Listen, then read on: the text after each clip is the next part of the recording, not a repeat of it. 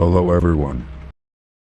I know many of you use these videos to fall asleep, so before you drift off, I'd love it if you could leave a comment letting me know where you're listening from around the world.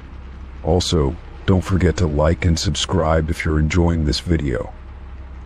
Story 1. End-to-end. It was an ordinary morning when I walked into my favorite cafe, craving my usual dose of caffeine before starting the day. The smell of freshly brewed coffee filled the air, and the warm hum of conversation provided a comforting backdrop. I approached the counter with my usual confidence, greeted the barista, and placed my order. I didn't even have to think about it.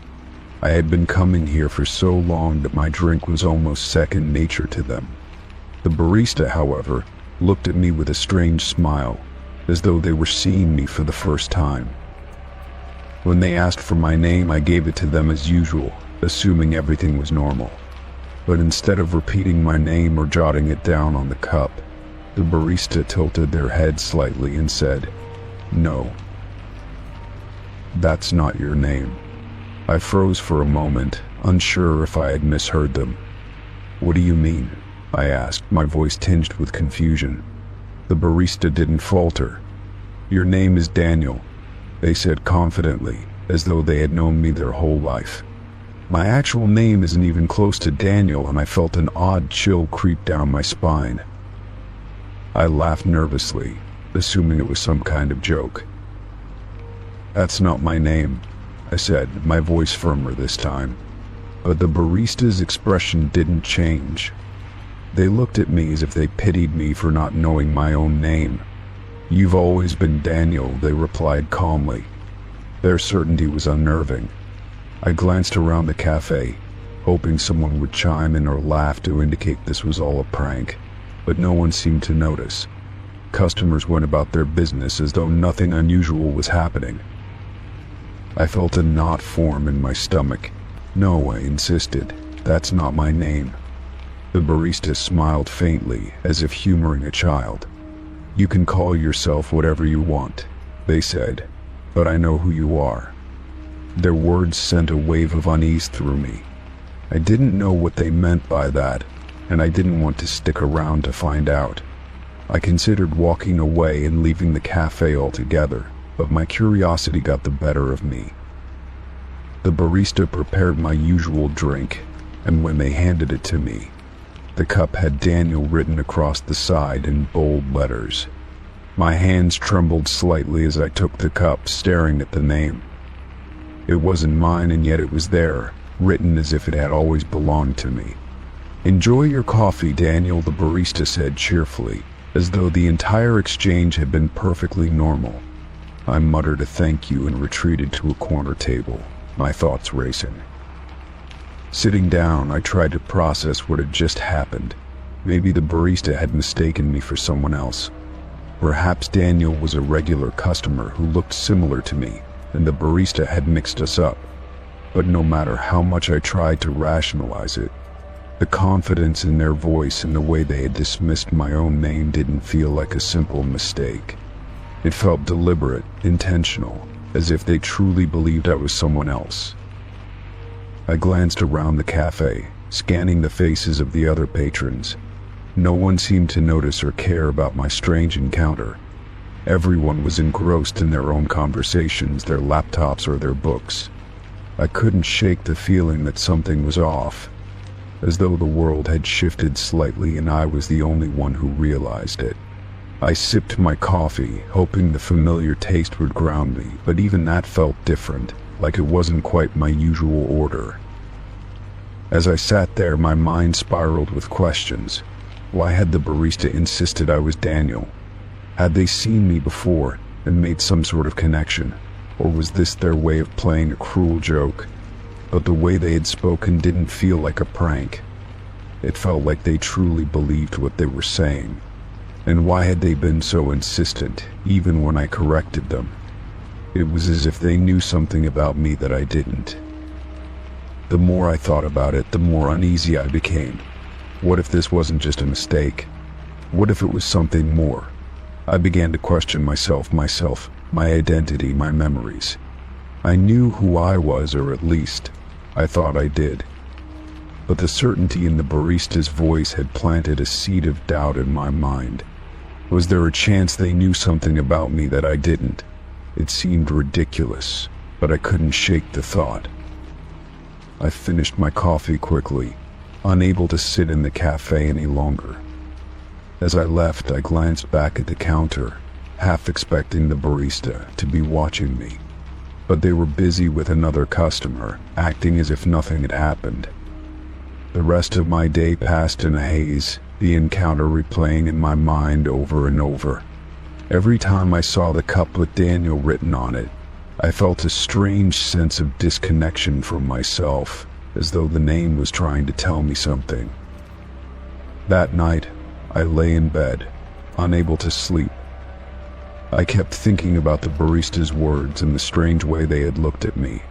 Was it possible that this was just a coincidence, a harmless mistake? Or was there something more to it, something I couldn't yet understand? I didn't know, but one thing was certain. I would never look at my name or my identity the same way again. Story 2. It had been an ordinary day, one of those uneventful stretches of time where everything seemed routine. After a long shift at work, I drove home, my mind preoccupied with thoughts of dinner and the comfort of my couch. The evening was quiet, the sky painted in shades of pink and orange as the sun dipped below the horizon.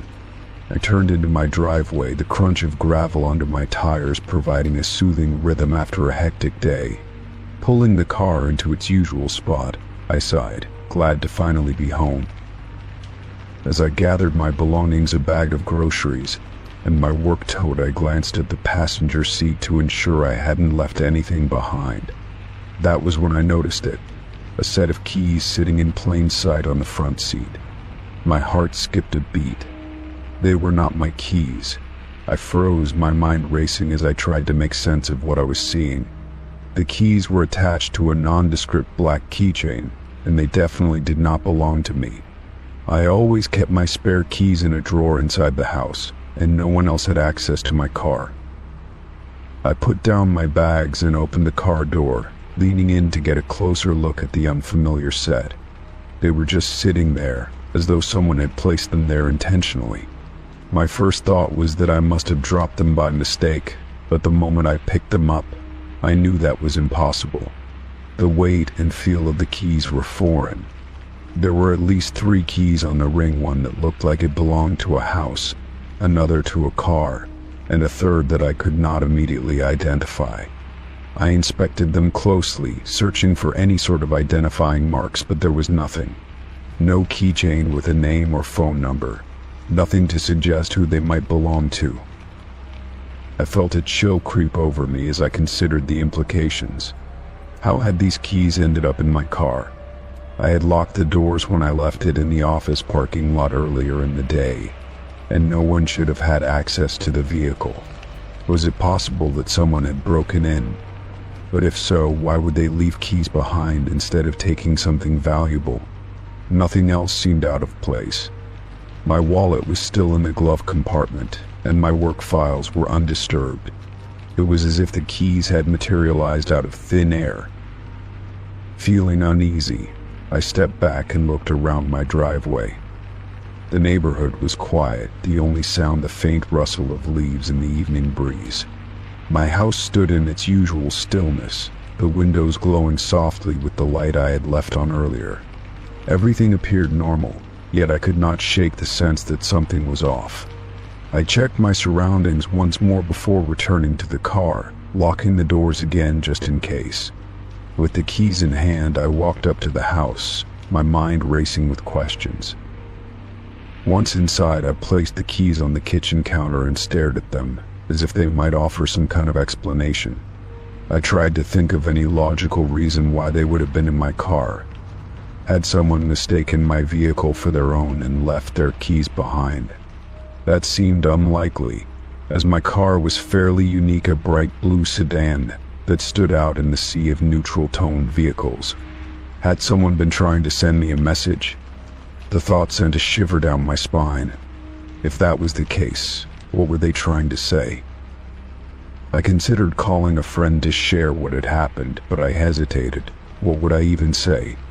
That I had found a random set of keys in my car and was now unnerved by the mystery of it. It sounded trivial, almost silly when I thought about saying it out loud. Yet, standing there in my kitchen staring at those keys, I could not help but feel that this was more than just a coincidence. Something about the situation felt deliberate, calculated.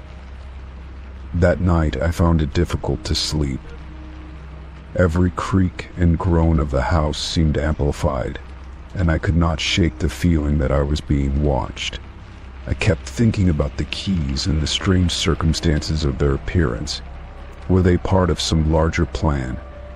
A warning, perhaps? Or was I simply letting my imagination get the better of me? No matter how hard I tried, I could not stop replaying the moment I had found them on the seat, as though the keys themselves held an answer I was not yet able to see. The following day, I decided to investigate further.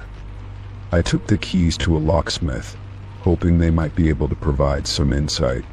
The locksmith inspected them carefully, but could not find anything unusual about them. "Just regular keys," he said with a shrug, handing them back to me. "No markings, no unique features. They could belong to anyone." His words did little to ease my unease. If anything, they only deepened the mystery. I left the shop feeling no closer to understanding what had happened. Over the next few days, I kept the keys in a drawer, unsure of what to do with them.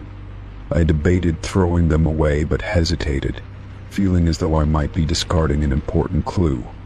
I also considered taking them to the police, but I worried they would not take me seriously. What could I tell them after all? That a random set of keys had appeared in my locked car and I had no idea how they got there. It sounded absurd even to me. The incident began to consume my thoughts, and I found myself growing more paranoid with each passing day. I started double-checking the locks on my doors and windows, making sure everything was secure before going to bed. I even began parking my car in different spots, thinking it might make it harder for anyone to tamper with it again. But no matter what I did, I could not shake the feeling that someone had deliberately left those keys for me to find, and that they might be watching, waiting for some kind of reaction.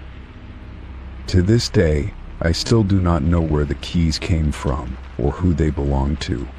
They remain in the drawer, a silent reminder of that strange, unsettling evening. I have tried to move on to focus on other things, but the mystery lingers in the back of my mind, an unanswered question that refuses to fade. Every time I see the keys, I am reminded of the feeling I had when I first found them, an inexplicable sense that my ordinary, predictable life had been touched by something unknown. And no matter how much time passes, I cannot help but wonder if I will ever truly understand what happened. Story 3. It was just another morning, or so I thought. The sunlight streamed through the blinds, casting soft patterns across the room, and the air was still, save for the faint hum of a ceiling fan. My phone lay on the nightstand, buzzing faintly with its usual morning alarms and notifications. I reached over groggily, ready to swipe away the reminders and start my day, but as soon as I picked it up, I froze. The wallpaper on my lock screen had changed. Instead of the simple, abstract background I had always used, the screen now displayed a photo of me. I was lying in bed, my face half buried in the pillow, my expression calm and unaware. It was unmistakably a picture of me sleeping right here, in this room, in this bed. My heart skipped a beat, and I sat up quickly, staring at the phone in disbelief. My mind raced for answers. I hadn't changed the wallpaper.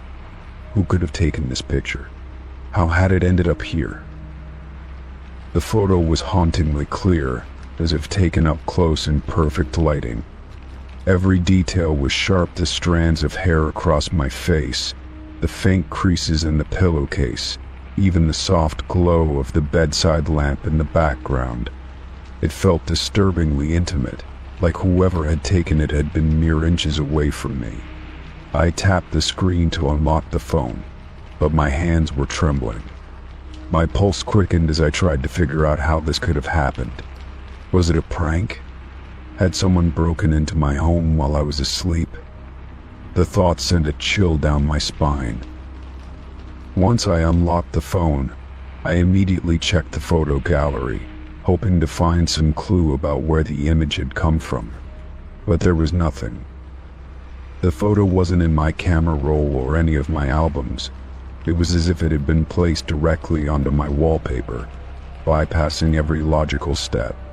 I searched through my apps, my notifications, and even my recent activity, but there were no signs of anything unusual. My phone's security settings were intact, and there were no suspicious logins or messages. It didn't make sense. How could a picture like that just appear out of nowhere? I jumped out of bed and checked the door to my apartment. It was still locked, the chain secure, and nothing seemed out of place. I walked through each room, scanning for any signs of intrusion: an open window, a misplaced object.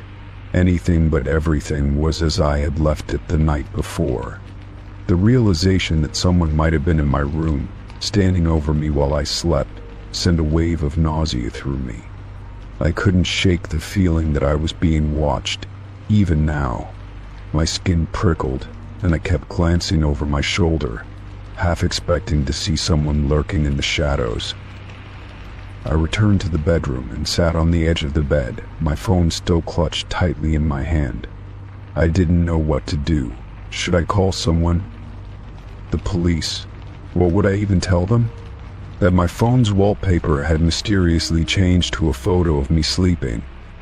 It sounded ridiculous, almost paranoid, but the image was undeniable proof that something strange had happened. I felt exposed, vulnerable, and utterly helpless. Whoever had taken that photo had been close, too close, and I had no idea who they were or how they had gotten in. I decided to reset my phone entirely. Maybe it was some kind of glitch, I told myself. A hack, a virus, anything that could explain this away without involving the terrifying thought of someone physically being in my home. As the phone rebooted, I tried to calm my racing thoughts, but the image of that photo was burned into my mind. The longer I thought about it, the more questions arose. Why had they taken the photo? Why had they chosen to make it my wallpaper? Was it meant as a message, a warning, or something else entirely? After the reset, I cautiously reopened the phone, half expecting the image to still be there. But the wallpaper had reverted to its default setting, and there was no trace of the photo anywhere on the device. For a brief moment I felt a sense of relief, as if the problem had resolved itself. But the unease lingered. The image may have disappeared, but the knowledge that it had been there, that someone had been close enough to take it, was something I couldn't erase from my mind. I double-checked my locks, even barricading the door for good measure, and told myself I was safe. But deep down, I wasn't sure I believed it. For the rest of the day, I couldn't focus on anything. Every noise, every shadow, felt like a potential threat. I started replaying the events of the night before, trying to recall anything unusual. Had I heard footsteps, a creak in the floorboards, the sound of the door opening? But nothing stood out. It was just an ordinary night like any other, and yet it wasn't. Something had happened, and I couldn't explain it. The more I thought about it, the more questions I had. Who had done this? How had they gotten in? And most importantly, what did they want? By the time night fell, I was too afraid to sleep. I left the lights on in every room and stayed awake, my phone within arm's reach, ready to call for help at the slightest sign of anything unusual. The hours dragged on, and I found myself jumping at every little sound: the hum of the refrigerator, the creak of the floor, the wind rattling against the windows. I felt like a prisoner in my own home, trapped by the fear of the unknown. Whoever had taken that photo, whoever had been in my room, was still out there, and the thought of it kept me wide awake, staring at the ceiling, waiting for morning to come. Story 4. It was a quiet morning when I noticed the notification on my phone. My fitness tracker, a device I had received as a gift but never used, had synced itself with my account. This alone was strange, as I hadn't even bothered to charge it in months, let alone wear it. The notification informed me about steps I had supposedly taken at 2 a.m, a time when I was certainly fast asleep. I stared at the screen, confused and slightly unsettled. How could a tracker I never used record activity? At first, I thought it might be a glitch. Technology wasn't infallible, and perhaps the tracker had malfunctioned. But the more I looked at the details, the more unnerving it became. The notification wasn't just a generic message about steps, it provided a detailed log. According to the tracker, I had walked over 1,000 steps in the early hours of the morning, pacing through what seemed to be several rooms of my house. The data was eerily specific, listing distances and even tracking what it referred to as consistent movement patterns. I immediately went to find the tracker, unsure of what I would discover.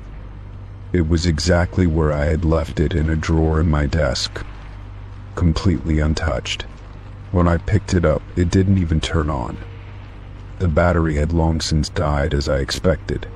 I held it in my hand, staring at the lifeless screen and wondering how it could have possibly recorded anything. My heart began to race as I considered the implications. If I hadn't worn the tracker, who or what had? I checked my phone again, diving deeper into the app's records.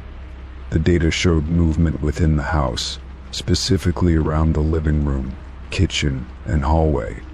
It even recorded a climb in elevation, suggesting someone had gone up the stairs to the second floor. I felt a chill run down my spine as I realized this movement was consistent with the layout of my house. It was as though someone or something had been wandering through my home in the middle of the night. The thought made my stomach turn. I was certain I hadn't been the one to take those steps. My first instinct was to look around the house. I searched for any signs of an intruder: an open window, a door left ajar, footprints, anything that could explain the mysterious activity. But everything seemed perfectly normal. The doors were locked, the windows were secure, and there was no evidence of anyone else being inside. Still, the feeling of unease was impossible to shake. The tracker's data didn't lie. Someone or something had been moving around my home at 2 a.m. I tried to rationalize what had happened, but the explanations I came up with didn't hold up under scrutiny. It could have been a mistake in the app. Maybe the tracker had somehow recorded data from a nearby device. But even that didn't make sense, as the recorded steps perfectly matched the layout of my home.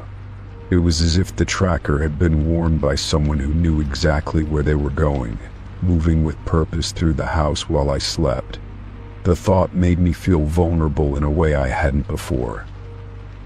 That night, I couldn't sleep. Every creak of the house, every gust of wind outside felt like a threat. I lay in bed, staring at the ceiling, my mind racing with possibilities. What if someone had been in the house? What if they had found the tracker, worn it, and deliberately synced it to my account as some sort of twisted message? The idea seemed far-fetched, but I couldn't rule it out. I checked the locks again, making sure everything was secure. Still, the sense of unease lingered. The next day, I decided to investigate further. I reached out to the customer support team for the Trackers app, explaining the situation and asking if they could verify the data. The representative I spoke with seemed confused at first, but promised to look into it. They said they would check the server logs to see if there was any unusual activity linked to my account. While I waited for a response, I couldn't help but feel like I was being watched. The idea that someone might have been in my home, walking through my rooms while I slept, was almost too much to bear. A few days later, I received an email from the company. They confirmed that the data was accurate and that the steps had indeed been recorded at 2 in the morning. However, they couldn't explain how the tracker had synced itself or why it had recorded movement when it wasn't being worn. The representative suggested it might be a rare technical glitch and apologized for any inconvenience. Their response did little to ease my concerns. If anything, it only made things worse. A glitch couldn't account for the specificity of the data or the eerie timing of the activity. I decided to take matters into my own hands. I set up cameras around the house, hoping to catch anything unusual. For several nights I kept a close watch, reviewing the footage each morning, but nothing happened. The house was quiet, the camera showed no signs of movement, and the tracker remained untouched in its drawer. It was as though the event had been a one-time anomaly, a strange and inexplicable occurrence that left more questions than answers. Even now I can't stop thinking about that notification. The memory of it haunts me, a reminder that there are things we can't always explain. The tracker remains in the drawer, untouched and unused. I can't bring myself to wear it, not after what happened. Every time I see it, I'm reminded of those steps, those movements through my house in the dead of night. Whether it was a glitch, a prank, or something far more sinister, I may never know the truth. All I know is that the experience has left me with a lingering sense of unease, a feeling that I'm not quite as alone in my home as I once thought. Story 5. It was early morning when I stepped outside to take out the trash, the crisp air biting at my face as I pulled the garbage bag behind me. My mind was already occupied with the errands I needed to run that day, so I barely registered the odd sight at first. Sitting neatly by the curb were several trash bags, tied and lined up perfectly, as if someone had gone out of their way to arrange them. At first I thought they were mine, though I didn't remember tying them with such precision. It was not until I bent down to pick one up that I realized something was off. The bag was heavier than I expected, and when I looked closer, I noticed that the material of the bag was different. These were not the bags I usually used. The color and texture were unfamiliar. A faint unease crept into my mind as I examined the bag more closely. Peeking through the thin, taut plastic, I could make out the shapes of items I did not recognize. There was a strange assortment of things inside: books, clothing, and what looked like small trinkets or household objects. I stood there for a moment, trying to make sense of what I was seeing. Had someone mistakenly left their trash at my curb? Or had I accidentally grabbed the wrong bag in my rush? But as I looked down at the other bags, each one tied neatly and filled with similar items, it became clear that these bags were intentionally placed here. What made it stranger was the fact that my own trash, the bag I had just dragged out, was nowhere to be found. Curiosity got the better of me, and I cautiously opened one of the bags, pulling the knot loose with trembling fingers. Inside was a bizarre collection of items that I had never seen before. A worn leather journal, its pages filled with handwriting I did not recognize, a scarf that smelled faintly of perfume, and a set of keys that did not belong to me. There were also small, personal-looking objects: a child's toy car, an old photograph of people I had never met, and a half-empty bottle of an unfamiliar cologne. My unease grew with every item I pulled out. Who had left these things, and why? It was not just the strangeness of the items that unsettled me, it was how deliberate it all felt.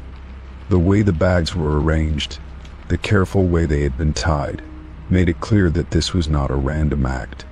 Someone had gone out of their way to place these here, and for some reason they had chosen my house. I looked up and down the street, hoping to see someone, anyone, who might explain this odd scene. But the neighborhood was eerily quiet, the only sound the distant hum of a passing car. As I rifled through another bag, I found more peculiar items: a pair of glasses with one cracked lens, a stack of old postcards with messages scrawled in a language I could not read, and a small wooden box that rattled when I shook it. I did not dare open the box. My discomfort grew with each discovery, my mind racing with questions I could not answer. Why were these objects here? Were they meant for me, or had someone made a mistake? I decided to bring one of the bags inside, hoping that examining its contents more thoroughly might provide some clues. Back in my kitchen, under the harsh light of the overhead bulb, I emptied the bag onto the table, carefully arranging the items as if they were evidence in some strange case. Among the objects, I found a note folded into a tight square. My breath hitched as I unfolded it, revealing a single sentence written in neat, precise handwriting. "Do you remember these?" The note made my stomach twist. I had no idea what the words referred to. The items in the bag held no meaning for me. They were things I had never owned, connected to lives I had never lived. And yet, the note felt personal, as if whoever had left it believed I should recognize these objects. The thought sent a shiver down my spine. Someone out there knew me or thought they did, and had gone to great lengths to leave this bizarre collection at my doorstep. I spent the rest of the day trying to unravel the mystery. I called a few friends, asking if they had played some sort of elaborate prank on me, but each of them denied any involvement.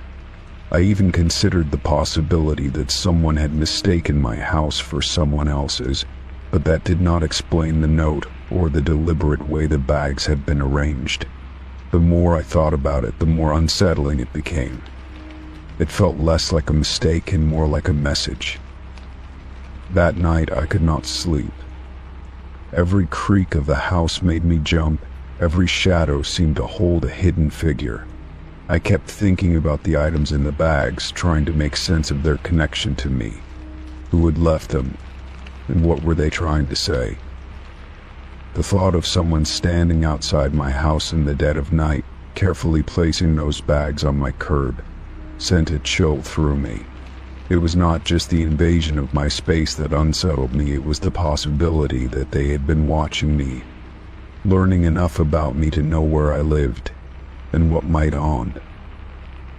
The next morning the bags were gone. I had left them on the curb, unable to bring myself to deal with them further, and now they had vanished without a trace. It was as if they had never been there. For a brief moment I felt relief, hoping that the strange episode was over. But when I went back inside, I found another note sitting on my kitchen counter, written in the same neat handwriting. "You kept something, did you not?"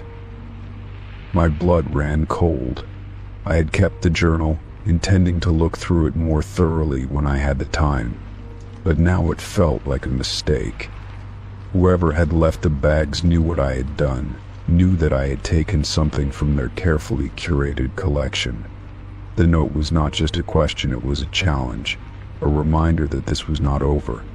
And as I stared at the words, I realized that I might never truly understand who had left the bags or what they wanted. All I knew was that they were watching, and they were not finished with me yet. Story 6. It was a chilly evening, and I had just returned home after running a few errands.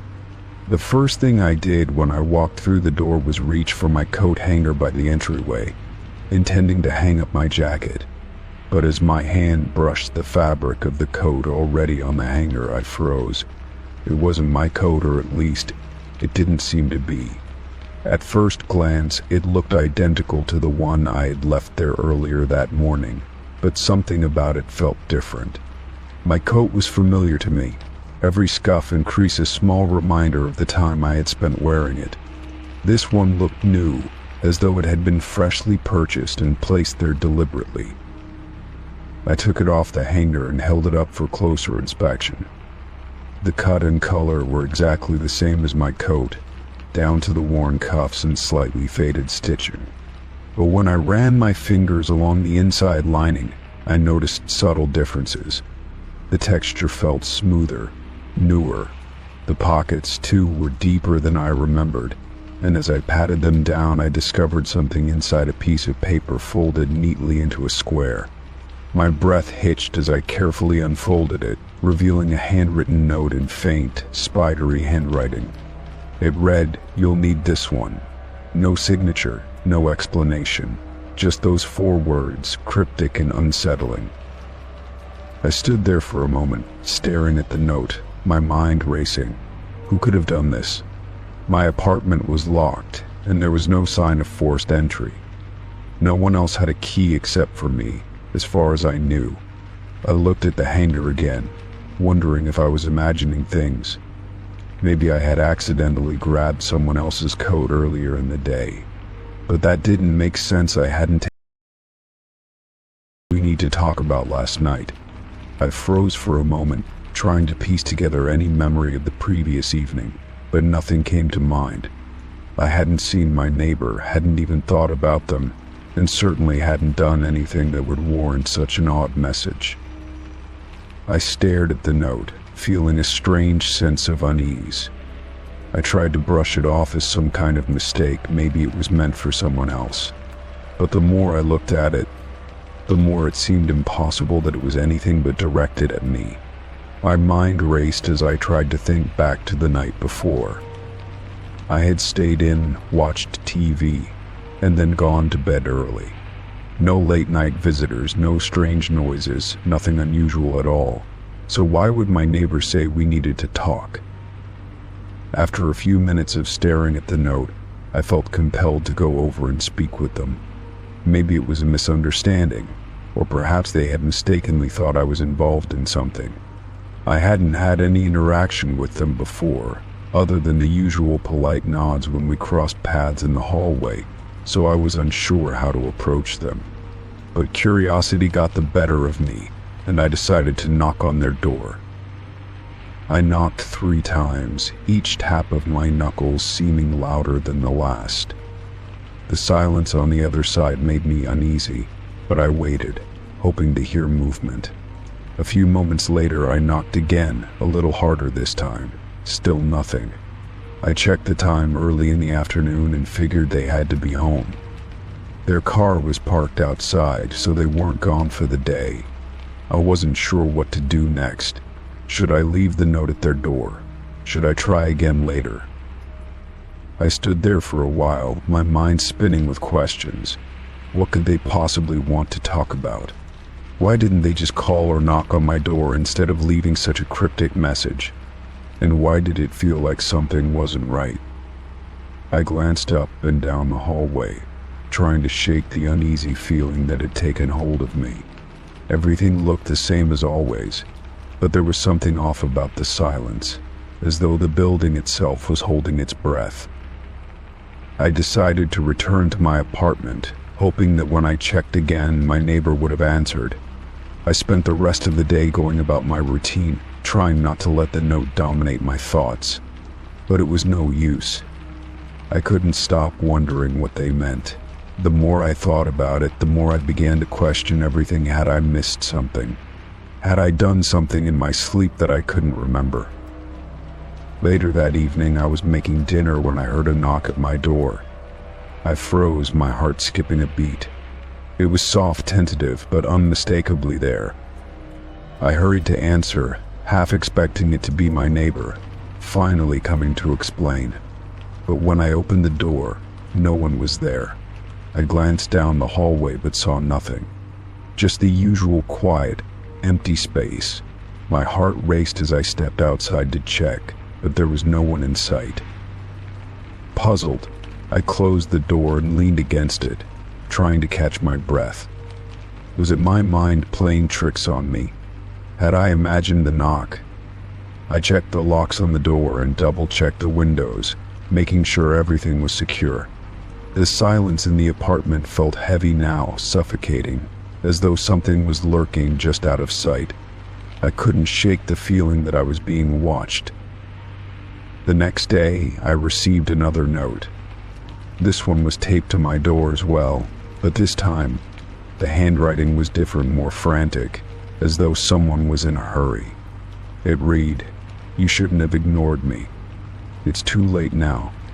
I felt a chill run down my spine as I read the words. What did they mean? I hadn't ignored anyone, hadn't even spoken to anyone in days. I felt a knot tighten in my stomach as I stood there, staring at the note. I hesitated, unsure of what to do next. Should I call the police? Should I confront my neighbor if they were still home? I didn't know if I could trust my own judgment at this point. Everything felt strange, surreal, and I was beginning to feel like I was losing my grip on reality. I stood there for a while, trying to calm my racing thoughts, but nothing seemed to make sense. I decided to call the building manager. They didn't answer, but I left a message asking about my neighbor and whether they had been around. I had to wait for a response, but in the meantime I couldn't stop thinking about the notes. The words "it's too late now" echoed in my mind, and I couldn't shake the feeling that something bad was about to happen. That night I went to bed early, hoping for some rest and to put everything behind me. But as the hours passed, I lay awake, staring at the ceiling, listening to the silence of my apartment. Around 3 a.m., I thought I heard something, soft footsteps in the hallway, followed by the sound of something tapping on my door. I held my breath, listening intently. Was it my mind playing tricks again, or was someone really out there? I waited for what felt like hours, but the sound never came again. Eventually, exhaustion took over, and I fell into a restless sleep. The next morning I woke up to a strange sensation, like I was being watched. I couldn't explain it, but it felt like eyes were on me, observing my every move. The silence of the apartment felt suffocating, and the notes seemed to linger in the air, haunting me with their cryptic messages. Later that day, I decided to check the building manager's office again. They were there, and this time they gave me some unsettling news. Apparently my neighbor hadn't paid their rent for the last 2 months, and their lease was about to expire. No one had heard from them, and their apartment had been locked from the inside. The manager had tried to reach them several times, but there had been no response. I felt a chill crawl up my spine as the manager spoke. Had the notes been a desperate plea or help? Or had my neighbor known something I didn't?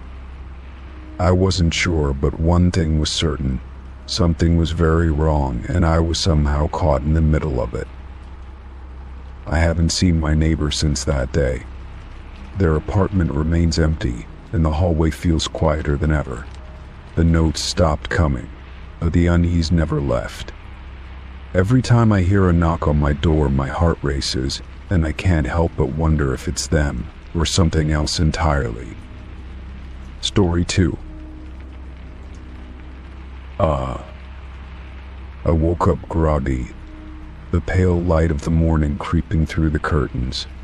I stretched, the remnants of a restless night still clinging to me. Reaching for my phone on the nightstand, I squinted at the screen, trying to shake off the sleepiness. My fingers brushed against the smooth surface as I unlocked it, expecting the usual flood of notifications. But something was off. My eyes scanned the screen in confusion. There were no messages, no missed calls, not even a single alert. I opened my contacts, thinking I must have somehow missed a call from someone important. But as I scrolled through, my breath caught in my throat. Every single name in my contacts had vanished. My entire list, the people I spoke to regularly, family, friends, co-workers, all of them were gone. Not a single number remained. Panic gripped me as I frantically swiped through the screen, hoping for some kind of error. Maybe it was a glitch, I thought. But as I stared at the empty list, my eyes landed on one name that made my heart skip a beat. At the very bottom, there was a contact I didn't recognize. The name was simple, no notes, no extra information, just a first and last name I couldn't place. I tapped on the contact in a daze. The phone number was unfamiliar too, a string of digits I had never seen before. My mind raced, trying to figure out who it could be. Maybe it was someone I had forgotten about, some forgotten acquaintance. But there was something unsettling about the way it appeared in my list. It felt out of place. I stood up from the bed, my legs a little shaky. My fingers hovered over the screen, unsure whether I should call the number. Something told me not to, that it wasn't safe, but the curiosity gnawed at me. I hesitated for a moment before tapping the call button, holding the phone to my ear. The ringing seemed to stretch on forever, each second feeling like an eternity. Then, finally, someone answered. The voice on the other end was calm, too calm. It was a low, monotone voice, almost robotic in its delivery. "Why did you call me?" the voice asked, and I felt a chill crawl up my spine. The tone was flat, devoid of any emotion or warmth. I didn't know what to say. My throat felt tight, my thoughts scattered. I don't know who you are," I stammered, trying to make sense of the situation. But the voice didn't respond immediately. It was as though the person on the other end was waiting for something, perhaps a response that wasn't coming. Then, finally, they spoke again, their words cold and detached. "You shouldn't have called me," the voice said. And before I could respond, the line went dead. My heart pounded in my chest as I stared at the phone, still holding it to my ear. My mind was racing, trying to understand what had just happened. Who was that? Why did they have my contact information? And why had I been so stupid as to call them? I quickly checked my call history, but there was no record of the number. It was as if the call had never happened at all. I tried to dismiss it, to convince myself it was just a prank or some kind of strange coincidence. But deep down, I knew something wasn't right. I needed to get some answers. I checked my phone settings, looking for anything that might explain why my contacts had disappeared. But everything seemed normal, aside from the missing list of names. It was like they had been erased, wiped away as if they had never existed. Even my cloud backup showed nothing. There was no way to restore the lost contacts. As the hours passed, unease settled in my gut. I couldn't stop thinking about the strange phone call, the voice that had spoken to me. It didn't feel like a mistake. It felt deliberate. Like someone was watching, waiting for me to make the wrong move. Later that evening, as I sat in my living room, the phone vibrated on the coffee table. My breath caught in my throat as I reached for it, half expecting another strange message or call. But when I checked, I found a text message from the same unknown contact. "I'm still here," it read, and I felt the blood drain from my face. I tried to respond, to ask who they were, but my fingers trembled too much to type. Every time I went to hit send, I found myself hesitating. What if this was something bigger than I could handle? What if this person had access to more than just my contacts? I deleted the message, hoping it would go away, but the anxiety gnawed at me. What did they want? How did they have my number? Why had my contacts been erased, leaving only them behind? The questions swirled in my mind, leaving me on edge. The next few days were a blur of tension. Every time my phone buzzed, my stomach dropped. I didn't know if it would be another message from the unknown contact or something else entirely. But the strange feeling of being watched never left. I couldn't shake the sense that I was being monitored, that someone was lurking just beyond my reach. I even started checking the locks on my doors, making sure they were secure before bed. I felt like I couldn't trust anything anymore. My phone, once a harmless tool, now felt like an invasive presence, something that held secrets I couldn't uncover. Then, one evening, as I was scrolling through my contacts once more, something strange happened. The contact appeared again, but this time it was different. The name was still there, but now it had a message attached to it. "I'm closer than you think." A sense of dread washed over me. My hands shook as I stared at the screen. The message didn't make sense. It was impossible. How could they know that? How could they be near me? I quickly turned off my phone, a wave of panic rushing through me. I knew I couldn't keep ignoring this.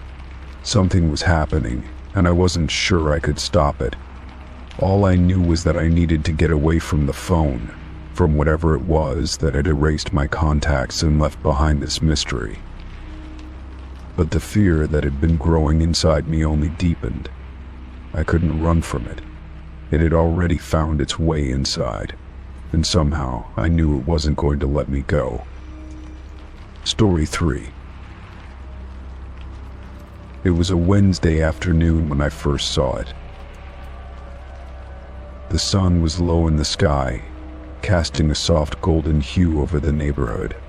I had just returned home from work and was standing by the door, fumbling for my keys, when I noticed something odd sticking out of the mailbox. It wasn't a letter or a package, at least not anything I recognized.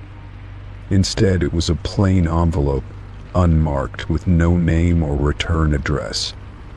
My curiosity piqued. I pulled it out, half expecting it to be another of those pointless flyers or advertisements that seemed to accumulate in my mailbox. But as soon as I unfolded the envelope, I felt something shift, as though the air had grown heavier. Inside was a map of my neighborhood, or what I thought was my neighborhood. At first glance, everything seemed normal. The streets were the ones I recognized, the parks, the shops, even the grocery store I passed every day. But there was something different about this map. The lines, though precise, weren't printed. They looked hand-drawn, the ink darker in some places, lighter in others. The route was marked in bold red, leading from my street to a location I didn't recognize. I stared at the map for a long time, trying to make sense of it. My mind raced with questions. Who had left this for me? And why? I looked around the neighborhood, half expecting to see someone watching me from behind a tree or through a window, but there was nothing. No one in sight.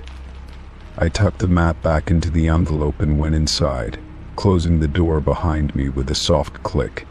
I placed the envelope on the table and sat down, my mind still whirling. The more I looked at the map, the stranger it seemed. The marked route didn't take me to a place I knew. It veered off toward the outskirts of town, where the roads grew less familiar. There were no landmarks, no obvious reason to go there. And the more I thought about it, the more it felt like an invitation. But an invitation to what? I debated with myself for a long time. Should I ignore it, toss the map in the trash, and forget it ever happened? Or should I follow the route, see where it led? My instincts screamed at me to ignore it. It was ridiculous, I thought. Who in their right mind would leave a map with a route like that marked so carefully? But there was something about it, something about the way it had been left so deliberately that made it impossible for me to just forget. That evening after dinner, I couldn't shake the thought. I found myself walking back to the table, the map still lying there. It beckoned me in a way I couldn't explain. With a sigh, I picked it up and examined it again. This time, I traced the route with my finger, following it from my house down the familiar street, then into the unknown territory beyond. I had to know what lay at the end of the path. I grabbed my jacket and left the house, slipping the map into my pocket. The night had fallen by the time I reached the beginning of the marked route. The streetlights flickered, casting long shadows that made everything feel just a little bit more ominous. I walked slowly, trying to calm my racing thoughts. The familiar sounds of the neighborhood dogs barking, cars passing by seemed distant as I moved farther from the main road. As I reached the point where the map veered off into unfamiliar territory, the roads started to look different. The houses were spaced farther apart, their lawns overgrown. The streetlights were fewer and farther between, and the air had a strange, musty smell, like wet earth and decay. I stopped for a moment, looking around. This part of town didn't feel right. It felt abandoned, as though time had forgotten this place. The route on the map led me down a narrow alley, one that seemed to disappear into the darkness. I hesitated, glancing over my shoulder, but there was no turning back now. I had to know what was at the end of this path. The alley was quiet, too quiet, with only the sound of my footsteps echoing off the walls of the buildings on either side. The feeling of being watched began to creep up my spine, a chill running through me as I continued walking. At the end of the alley, the road opened up into a small, deserted lot. The buildings around it were old, abandoned, their windows shattered and boarded up. The lot itself was empty, except for a small object placed in the center, just visible in the dim light. My heart began to race. I had no idea what I was walking into, but I couldn't stop now. I stepped into the lot, my breath coming in short gasps, and moved toward the object in the center. It was a small wooden box, weathered and worn, sitting innocently on the ground. There was no sign, no clue as to who had placed it there, or why. The map hadn't indicated anything about a box, but I knew it was what I had come for. The closer I got, the more the hairs on the back of my neck stood up. I knelt down, examining the box carefully. There was no lock, no handle, just a plain, square shape. I reached out and touched it. The surface was rough, the wood cold beneath my fingers. As soon as I made contact, the hairs on my arms stood on end, and I felt a wave of dread wash over me. I didn't want to open it, but I had come this far. I needed to know what was inside. Slowly, I lifted the lid. Inside was a stack of photographs. They were old, yellowed with age, the edges frayed as though they had been handled over and over. I picked them up one by one, my stomach sinking as I realized the photos were of me. Each one was taken at a different time, some recent, some from months ago. There was one of me walking to work, another of me sitting in my backyard. There were even photos of me at the grocery store, taken from a distance. Whoever had been following me had been watching me for longer than I had realized. At the bottom of the box was a small note, folded neatly. My hand shook as I opened it, the handwriting cramped and uneven. It read, "You were never meant to find this." I couldn't breathe. My heart raced in my chest, my mind whirling. I had to get out of there, away from whatever this was. I slammed the box shut and ran, not looking back until I was safely back in my car, doors locked, windows up. I started the engine and drove home in a daze, my mind unable to process what had just happened. When I got back to my house, I locked every door and window, double-checked everything. The map was still in my pocket, but I didn't want to look at it again. I didn't want to think about the photographs or the note. I didn't want to think about how someone had been watching me. That night, I barely slept, the images from the box flashing through my mind. The map, the photographs, the note, they had all been a warning.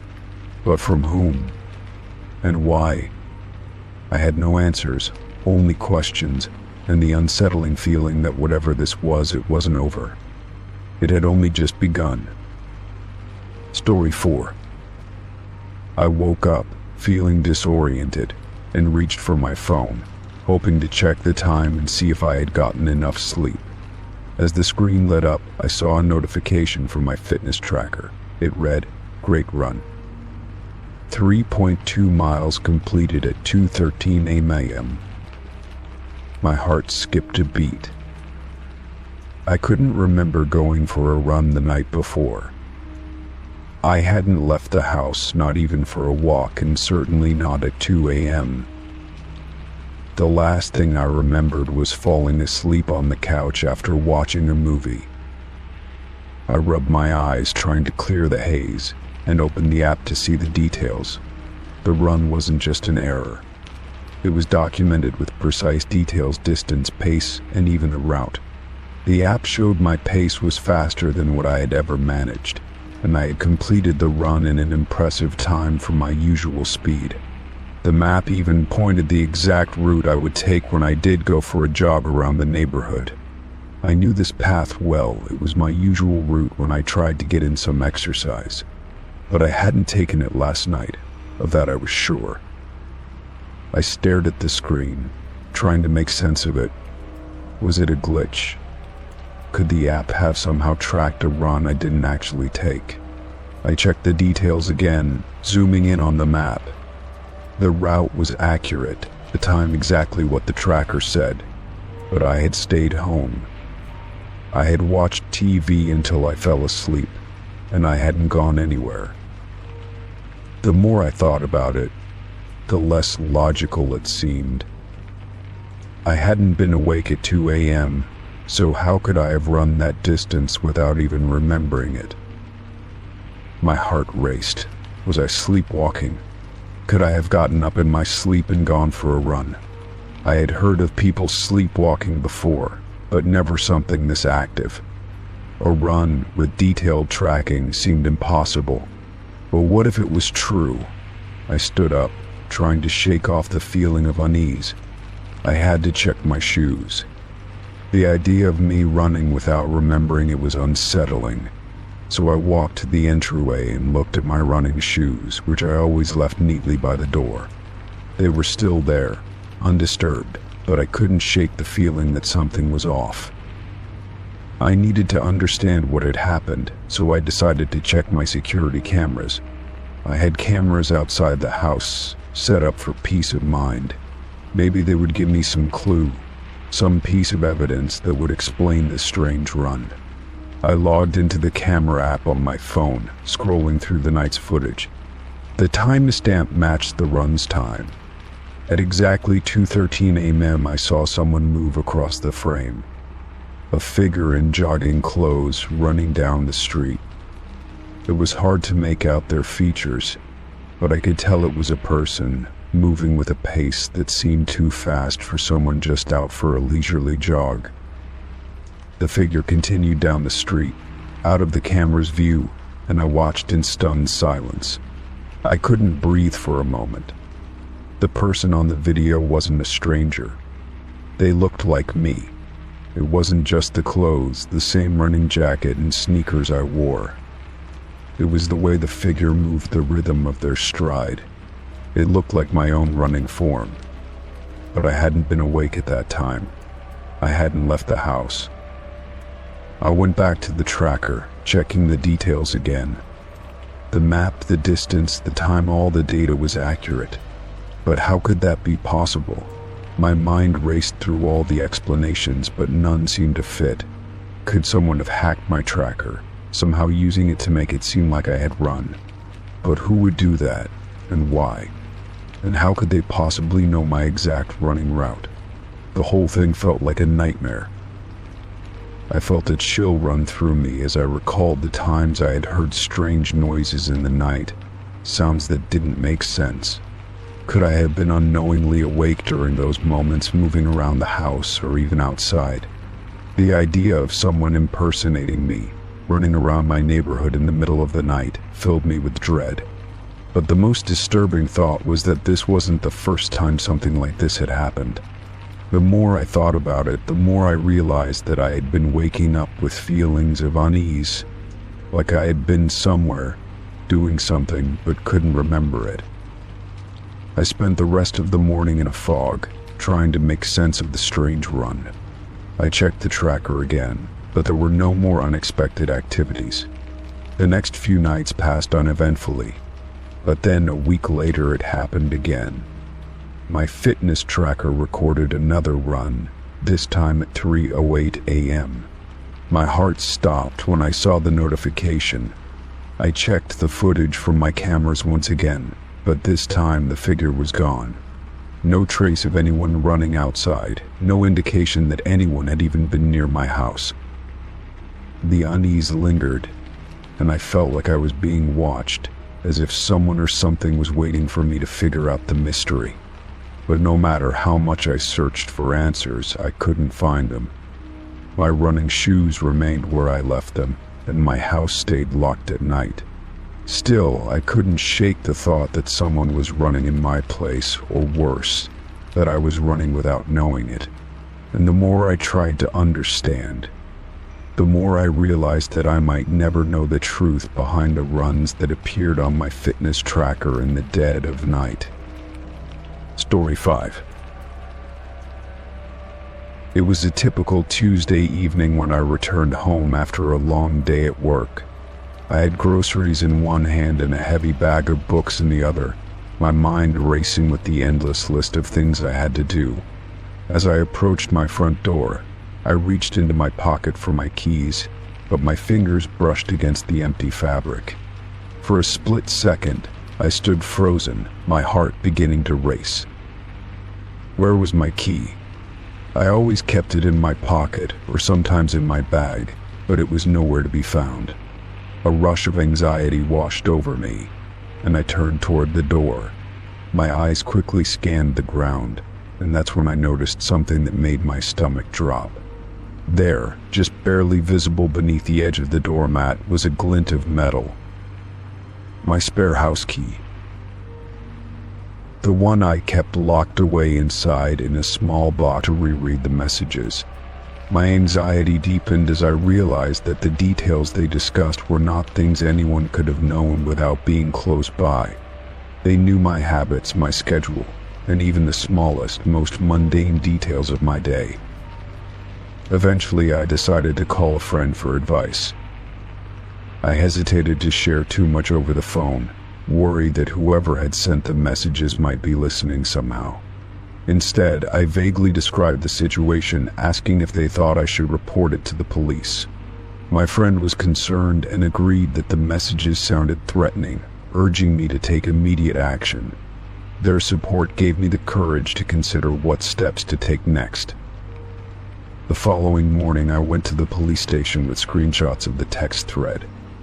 I explained everything to the officer at the desk, describing how the strangers in the group chat seemed to know intimate details about my life. The officer listened carefully, but their response was measured. They explained that it could be a prank, or even an automated scam, though they agreed it was unusual. They took a report and advised me to block the numbers and stay vigilant. I left the station feeling both relieved and unsettled. While it was comforting to have taken some action, the lack of answers left me feeling vulnerable. I blocked the numbers as instructed, but I couldn't shake the feeling that whoever had sent those messages was still out there. I installed extra security measures at home, including cameras and motion sensors, hoping to regain some sense of safety. For weeks, I lived on edge, jumping at every unexpected noise and second-guessing the intentions of anyone who looked my way. I avoided my usual routines, varying my schedule and taking different routes home, hoping to throw off anyone who might still be watching me. But the unease never truly left. The messages had planted a seed of paranoia in my mind, one that grew with every passing day. Though no new messages arrived, I often found myself checking my phone, half expecting another disturbing text to appear. I became hyper-aware of my surroundings, scanning every room for signs of intrusion and glancing over my shoulder whenever I was outside. Life carried on, but it was no longer the same. The group text had shattered my sense of normalcy, leaving behind a lingering fear that I might never fully escape.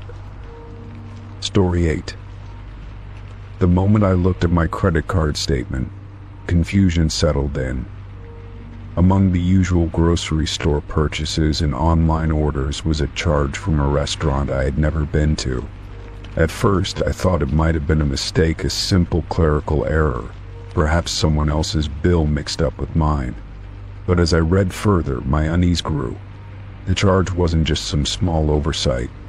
It was for a lavish meal, far beyond anything I would have ordered on my own. Determined to sort it out, I called the restaurant and explained the situation. The manager on the other end of the line listened politely before assuring me they would look into it. "We'll need you to come in to verify," he said. His tone was professional but left little room for negotiation. I agreed, still baffled by how such a mix-up could have occurred. I couldn't imagine anyone signing my name on a receipt, let alone charging a meal to my card without my knowledge. When I arrived at the restaurant later that afternoon, the manager greeted me with a receipt in hand. He held it out, and my heart sank as I saw what was scrawled at the bottom. It was my signature, or at least a perfect imitation of it. I stared at the paper, feeling a strange mix of disbelief and unease. The handwriting was eerily similar to mine, down to the small flourish I always added to the last letter of my name. "This is your signature, right?" the manager asked, his brow furrowing slightly. I couldn't answer right away. It looked like mine, but I knew I hadn't signed it. I tried to explain to him that I had never been there, that the signature, while convincing, wasn't mine. He frowned, flipping through a ledger of receipts as if searching for answers. "The waiter remembers serving you," he said after a pause, his voice measured. "You even left a generous tip." That made my stomach churn. Not only had someone signed my name, but they had also convinced the staff that it was me. I asked to see security footage, desperate for some kind of proof to clear up the situation. The manager hesitated, but after a few moments he relented and took me to the back office. There, he pulled up grainy footage of a figure seated at a table near the window. My breath caught in my throat as I watched. The person in the video was wearing clothes eerily similar to what I had worn earlier that week.